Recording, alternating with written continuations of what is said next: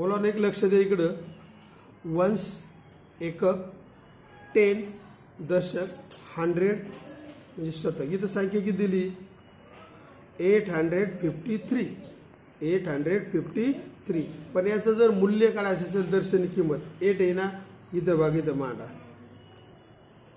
किती झाले रे मग 800 आहे का नाही. त्याच्यानंतर आपल्याला विचारलं याचं मूल्य कोणाचं 10चं. 10 हे अंक इथं घ्या. किती दिसतं तुम्हाला 50.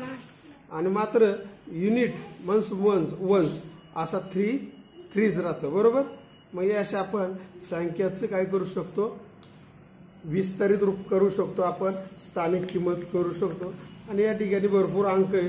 पाहिजे तुम्ही अंक तो यूज करू शकता.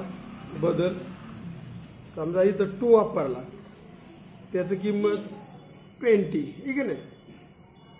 याप्रमाणे समर्थ धुमाळ यांनी छान एक शैक्षणिक साहित्य केलंय. त्यांनी सुद्धा उत्कृष्ट बघा एकदम प्रोजेक्ट केलेला. आवडला का तुम्हाला सर्वांना आहे का नाही. छान.